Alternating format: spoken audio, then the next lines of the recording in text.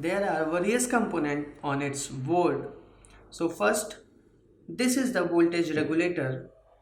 It is used to control the voltage given to the Arduino, and it stabilizes the DC voltage used by the processor and other element. The second one, this is the crystal oscillator. Crystal oscillator is used in Arduino to deal with time issues. It is used to calculate time and its maximum frequency range is 16 megahertz.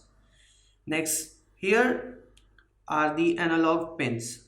The Arduino Uno board has got 6 analog pins ranging from A0 to A5, and these analog pins are used to read analog signal and convert it into the digital value that can be read by the microprocessor. Next, this is the microcontroller. This is the brain of the circuit board. The controllers are usually of the Atmel company. Here it is the Atmega 328P. Next component is the power LED indicator. This is the power LED indicator. It will light up when you plug your board to a power source, and when it lights up, it means that your board is powered correctly. Next component, we have the transmitter and receiver pins. The transmitter and receiver pins are used for transmitting and receiving the data respectively.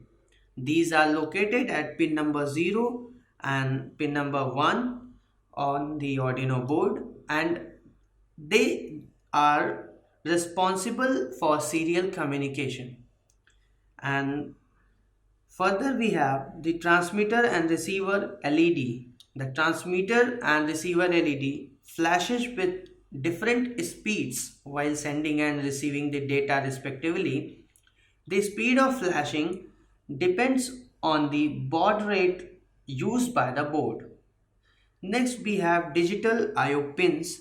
As you can see, the digital input output pin, you can say that the Arduino Uno board contains 14 digital I/O pins. These pins work as input digital pins to read the logic values, that is 0 or 1, or it can be used as digital output pins to drive different module like LEDs.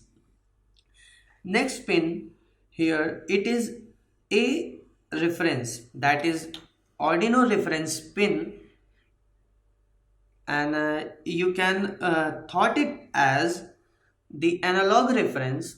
The A reference is used to set an external reference voltage between 0 to 5 volt as the upper limit for the analog pins. And the next, we have the ICSP pins.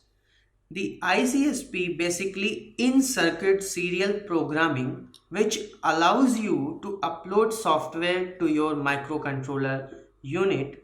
It is a tiny programming header for the Arduino board. It is also considered as serial peripheral interface, which is the expansion of the output. And the next component we have here on the board is power USB. You can provide power to Arduino board using USB cable. You can also upload codes from Arduino IDE to Arduino board by using the power USB. Next, we have here the power barrel jack. You can power Arduino board directly from the AC main power supply by connecting it to the barrel jack. Next, it is the Arduino reset pin. Reset pin is used to start your program from the beginning. We can reset the Arduino board in two ways, by using this reset button, or simply you can use this reset pin. Here you can see it. We can also use this reset pin to reset our program, and also you can use this reset button here. Next we have the power pins here. Here we have 3.3 volt pin. It supply 3.3 volt output, and the 5 volt pin, it supplies 5 volt output. The ground pin, it is used to provide ground connections to the circuits, and V-in pin, it is used to power the Arduino board from an external power source like AC mains power supply. So these were the basic component introduction of the Arduino board.